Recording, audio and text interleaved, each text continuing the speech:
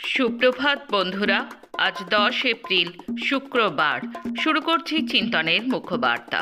আজকের মুখ্যবার্তার বিশেষ বিশেষ বিভাগগুলি: আন্তর্জাতিক সংবাদ, দেশের সংবাদ, রাজ্যের সংবাদ এবং খেলার সংবাদ। আন্তর্জাতিক সংবাদ। যুদ্ধের অভিমুখ এখন লেবানন। ইসরায়েলের হানায় নিহত 250। ইরানের যুদ্ধবিরতির পরেও কেন সংঘর্ষ অব্যাহত পশ্চিম এশিয়ায়? প্রশ্ন আন্তর্জাতিক মহলে। আমেরিকা ইরানের মধ্যে 2 সপ্তাহ যুদ্ধবিরতি হলেও পশ্চিম এশিয়ায় অস্থিরতা বন্ধ হচ্ছে না।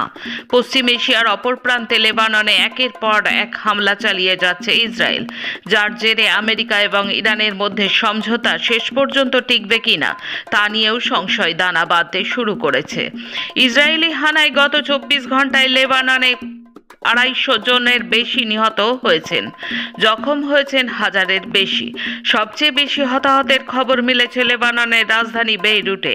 এই হামলার প্রতিবাদে হরমুজ প্রণালী ফের অবরুদ্ধ করে দিয়েছে ইরান। তাই নিয়ে বিপাকে পড়েছে আমেরিকাও। আন্তর্জাতিক বাণিজ্যের জন্য গুরুত্বপূর্ণ এই জলপথ অবিলম্বে খুলে দেওয়ার দাবি জানিয়েছে হোয়াইট হাউস। ইরানের সঙ্গে মুখোমুখি বৈঠকের জন্য মার্কিন ভাইস প্রেসিডেন্ট ভান্সকে ইসলামাবাদ পাঠাচ্ছেন ট্রাম্প। শুক্রবারই হবে আলোচনা। লেবাননের বিরুদ্ধে ইসরায়েলের হামলাকে শান্তি আলোচনার মধ্যে আনতে চাইছে না আমেরিকা, তা ইতিমধ্যে স্পষ্ট করে দিয়েছেন ভান্স। তিনি বলেছেন, ইরান যদি লেবাননকে ঘটনার কেন্দ্র করে আলোচনা ভেস্তে দিতে চায় তবে সেটি তাদের সিদ্ধান্ত। শুক্রবার আমেরিকার এই প্রতিনিধি দলকে নেতৃত্ব দেবেন ভান্স। তার সঙ্গে থাকবেন পশ্চিম এশিয়ার মার্কিন দূত স্টিভ উইথকফ এবং ট্রাম্পের জামাতা তথা প্রাক্তন উপদেষ্টা জারেড কুশনার। ইরানের কৌশলগতভাবে অত্যন্ত গুরুত্বপূর্ণ এবং প্রধান তেল রপ্তানি কেন্দ্র খর্গ দ্বীপে এক ভয়াবহ বিস্ফোরণের ঘটনা ঘটেছে। মঙ্গলবার হরমুজ প্রণালীর সন্নিকটে অবস্থিত এই দ্বীপে হামলার বিষয়টি নিশ্চিত করেছে দেশটির আধা সরকারি বার্তা সংস্থা। মার্কিন প্রেসিডেন্ট ডোনাল্ড ট্রাম্প তেহরানকে যুদ্ধবিরতির চুক্তিতে আসার জন্য যে সময়সীমা বেঁধে দিয়েছিলেন তা শেষ হওয়ার মাত্র কয়েক ঘন্টা আগে এই আক্রমণ চালানো হয়েছে। মার্কিন সংবাদ মাধ্যমের প্রতিবেদন অনুযায়ী ট্রাম্প প্রশাসনের একজন জ্যেষ্ঠ কর্মকর্তা জানিয়েছেন, আমেরিকার সামরিক বাহিনী দ্বীপটির নির্দিষ্ট সামরিক লক্ষ্যবস্তুগুলোতে এই হামলা চালিয়েছে। উল্লেখ্য, প্রেসিডেন্ট ট্রাম্প এর আগেই খর্গ দ্বীপ হামলা কিংবা সেটি দখল নেওয়ার হুমকি দিয়ে রেখেছিলেন। ইরাকের রাজধানী বাগদাদ থেকে 1 সপ্তাহ আগে অপহরণ করা মার্কিন নারী সাংবাদিককে ছেড়ে দেওয়া হয়েছে। যুক্তরাষ্ট্রের পররাষ্ট্রমন্ত্রী মার্কো রুবিও তাঁর মুক্তির খবর নিশ্চিত করেছেন। ইরান সমর্থিত মিলিশিয়া দল কাতাইব হিজবুল্লাহ গত মঙ্গলবার ভোরে বলেছে এখনই ইরাক ছাড়বে। এই শর্তে তারা শেলি কিটলসনকে মুক্তি দিয়েছে। গত 31 মার্চ ফ্রিল্যান্স সাংবাদিক কিটলসনকে অপহরণ করা হয়েছিল। রুবিও বলেছেন, এই মুক্তি মার্কিন নাগরিকদের নিরাপত্তা ও সুরক্ষার প্রতি ট্রাম্প প্রশাসনের অটল প্রতিশ্রুতির প্রতিফলন, তা তারা বিশ্বের যে প্রান্তেই থাকুক না কেন। রুবিও কিটলসনকে মুক্তি নিশ্চিত করতে সহায়তার জন্য ইরাকি কর্মকর্তাদের ধন্যবাদ জানান এবং বলেন, যুক্তরাষ্ট্র এখন ইরাক থেকে কিটলসনের নিরাপদ প্রস্থানে সহায়তা করতে কাজ করছে। ইরানের 10 দফা প্রস্তাব আলোচনার টেবিলে তেহরানের কঠোর শর্ত আরোপ। আজ শুক্রবার পাকিস্তানের রাজধানী ইসলামাবাদে শুরু হতে যাওয়া শান্তি আলোচনার ভিত্তি হিসেবে ইরান যে 10 দফা প্রস্তাব দিয়েছে তার বিস্তারিত সামনে এসেছে। এই প্রস্তাবগুলোতে ইরান কেবল নিষেধাজ্ঞা প্রত্যাহার নয়, বরং মধ্যপ্রাচ্য থেকে মার্কিন সামরিক উপস্থিতি সম্পূর্ণ বন্ধের দাবি জানিয়েছে। ভিসা, কাজের অনুমতি, পারমিট ও অন্যান্য কনসুলার সেবা গ্রহণের ক্ষেত্রে আবেদনকারীদের জন্য এক নতুন বিশেষ নির্দেশনা জারি করল বিশ্বের প্রভাবশালী 13টি দেশ। যৌথ বিবৃতিতে স্বাক্ষরকারী দেশগুলো হলো Australia, Canada, Denmark, France, Germany, Hungary, Italy, Netherland, Norway, Spain, Sweden, Switzerland এবং যুক্তরাজ্য। আসছি দেশের খবরে। কেরলের ভোটাররা এমন একটি রায় দিয়েছেন যা রাজ্যে এলডিএফ এর টানা তৃতীয়বার ক্ষমতায় প্রত্যাবর্তন প্রায় নিশ্চিত করছে। সাম্প্রতিক ইতিহাসে সবচেয়ে স্বল্প সময়ে নির্বাচনী প্রচার পর্ব সত্ত্বেও রাজনৈতিক উত্তাপ ছাড়িয়ে গিয়েছিল গ্রীষ্মের দাবদাহকেও। বিভিন্ন সমীক্ষায় মূল্যায়ন এবং ভোট কেন্দ্রে উপস্থিত মানুষের প্রতিক্রিয়ায় সেই চিত্র স্পষ্ট। অন্ধকার সময় পেরিয়ে গত দশকের অভিজ্ঞতা থেকে সাধারণ মানুষের সরল প্রশ্ন ছিল, এই সরকার বদলাবো কেন? নির্বাচন কমিশনের গভীর রাতে প্রকাশিত পরিসংখ্যান অনুযায়ী ৭৮.13% ভোটার তাদের ভোটাধিকার প্রয়োগ করেছেন। তুলনায় 2021 সালে কোভিড পরিস্থিতির মধ্যে ভোট গ্রহণ হয়েছিল, সেই ভোটে 74.6% এবং 2016 সালে ছিল 77.35%। এটি রাজ্যের ইতিহাসে তৃতীয় সর্বোচ্চ ভোটদানের হার। রেকর্ড 86% ভোট পড়ল আসামে। কিছু বিক্ষিপ্ত হিংসার ঘটনা ছাড়া বৃহস্পতিবার আসামে শান্তিপূর্ণ ভোট গ্রহণ প্রক্রিয়া সম্পন্ন হয়েছে। 126টি আসনে এদিন ভোট গ্রহণ অনুষ্ঠিত হয়। বিভিন্ন এলাকার বিরোধী দলের এজেন্ট ও ভোটারদের ওপর বিজেপির গুন্ডা বাহিনীর আক্রমণ সংঘটিত করেছে। বিজেপির বিরুদ্ধে বুথ দখল, প্রক্সি ভোটের অভিযোগ তুলেছে বিরোধীরা। কিছু বুথে ইভিএম বিকল হওয়ার ঘটনাও ঘটেছে, তবে নির্বাচন কমিশন থেকে পুনর্ভোটের কোনো খবর পাওয়া যায়নি।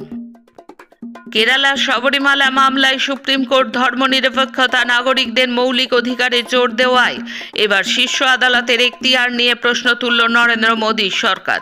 বৃহত্তর বেঞ্চে শুনানির দ্বিতীয় দিনে বুধবার জেনারেল তুষার মেহতার সওয়াল থেকে ফের স্পষ্ট হয়ে গিয়েছে মোদী সরকার কিভাবে ধর্মের নামে সমাজকে পিছনের দিকে ঠেলে দিতে চাইছে। মেহতা শুরু করেন, কোনটা ধর্মীয় কুসংস্কার আর কোনটা নয় তার নির্ধারণ করার কোনো অধিকারই শীর্ষ আদালতের নেই। বিচারপতিরা আইনের বিশেষজ্ঞ হতে পারেন, কিন্তু তারা ধর্মের বিশেষজ্ঞ নন। বিচারপতি জয়মাল্য বাগচি এই প্রসঙ্গে অত্যন্ত যৌক্তিকভাবে প্রশ্ন তোলেন, যদি কোনো ধর্মের নামে ডাইন প্রথা চলে এবং আইনসভা সেই বিষয়ে নীরব থাকে, তাহলেও আদালত জনস্বাস্থ্য, জনশৃঙ্খলার দোহাই দিয়ে হস্তক্ষেপ করবে না? জবাবে বিচারপতিদের আরও বিস্মিত করে দিয়ে কেন্দ্রের আইনজীবী বলেন, আদালত খুব বেশি হলে আইন শৃঙ্খলার খাতিরে তা নিষিদ্ধ করতে পারে, কিন্তু কুসংস্কার বলার কোনো অধিকার আদালতের নেই। গুরগাঁওয়ের মানেসরের আইএমটি শিল্প তালুক এলাকায় একাধিক সংস্থার চুক্তিভিত্তিক কর্মীর বেতন বৃদ্ধি এবং সুস্থ কর্মপরিবেশের দাবিতে বুধবার ধর্মঘটে নেমেছেন। ইতিমধ্যে ওই এলাকায় 163 ধারা জারি করা হয়েছে। বেশ কয়েকদিন আগেই গুরগাঁওয়ের হোন্ডা স্কুটার এবং মোটরসাইকেল ইন্ডিয়া প্রাইভেট লিমিটেডের কর্মীরা ধর্মঘটে নামার পরেই আইএমটি মানেসরের 6টার বেশি সংস্থার চুক্তিভিত্তিক কর্মীরা রাস্তায় নেমেছেন। এদিন 7,000-এর বেশি কর্মীরা সংস্থার গেটের সামনে বেতন বৃদ্ধি এবং সুস্থ কর্মপরিবেশের দাবি তোলেন। ভালো সংখ্যায় মহিলা কর্মীরাও এতে যোগ দিয়েছেন। ঘটনাস্থলে পুলিশের সঙ্গে ধস্তাধস্তি শুরু হয় বিক্ষোভকারীদের। ইতিমধ্যেই আইএমটি মানেসরের এলাকায় 163 ধারা জারি করা হয়েছে। মুখ্য নির্বাচন কমিশনার জ্ঞানেশ কুমারকে পদচ্যুত করতে সংসদের 2 কক্ষে বিরোধীরা ইমপিচমেন্ট বা অভিশংসন নোটিশ দিয়েছিলেন। লোকসভার স্পিকার ওম বিড়লা এবং রাজ্যসভার চেয়ারম্যান সিপি রাধাকৃষ্ণন 2টি নোটিশকেই খারিজ করে দিয়েছেন। এই সিদ্ধান্তের বিরুদ্ধে বিরোধী নেতারা এবার আদালতে শরণাপন্ন হওয়ার কথা ভাবছেন। 2 কক্ষের অধ্যক্ষদের সিদ্ধান্ত এমন সময় গ্রহণ করা হলো যখন 4 রাজ্য ও কেন্দ্রশাসিত অঞ্চলের ভোট নিয়ে সবাই ব্যস্ত। এই ব্যস্ততার মধ্যে 16 এপ্রিল থেকে 3 দিনের অধিবেশন চালানোর সিদ্ধান্ত নিয়েছে সরকার। সেই অধিবেশনে সরকার নারী সংরক্ষণ আইন সংশোধন করতে চাইছে। বিরোধীরা সেই নিয়েও প্রশ্ন তুলেছেন। এখন রাজ্যের খবর। রাজ্যে এসআইআরের পর পশ্চিমবঙ্গের ভোটার তালিকা থেকে ব্যাপক হারে নাম বাদ পড়ার ঘটনায় গভীর উদ্বেগ ও তীব্র প্রতিবাদ জানালো ভারতের কমিউনিস্ট পার্টি মার্ক্সবাদী। নির্বাচন কমিশনকে চিঠি দিয়ে দলের সাধারণ সম্পাদক এম এ বেবি বলেছেন, এসআইআর প্রক্রিয়ায় রাজ্যের মোট ভোটারের প্রায় 12% অর্থাৎ 90 লক্ষেরও বেশি মানুষের নাম তালিকা থেকে বাদ দেওয়া হয়েছে। নির্বাচন কমিশনের এই পদক্ষেপকে গণভোটাধিকার হরণের সুপরিকল্পিত ছক বলে তিনি আক্রমণ করেছেন। সিপিআইএমের দাবি, এটি ভোটার তালিকার কোনো সাধারণ প্রশাসনিক আপডেট ছিল না।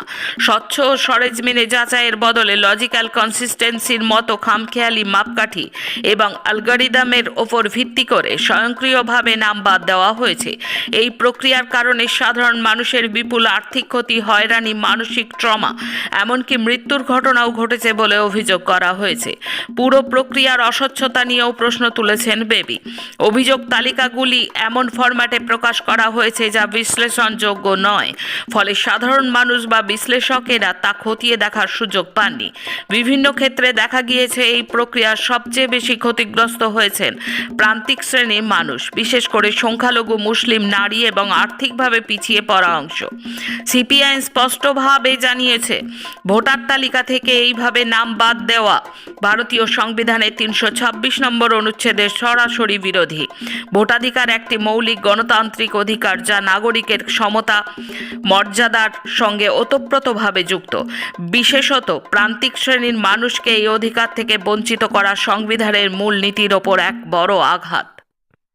আরজিকর হাসপাতালে ধর্ষণ খুনের শিকার সেই চিকিৎসক ছাত্রীর প্রসঙ্গ ভোটের আগে তুললেন প্রধানমন্ত্রী নরেন্দ্র মোদী, কিন্তু চেপে গিয়েছেন সিবিআই এর প্রসঙ্গ।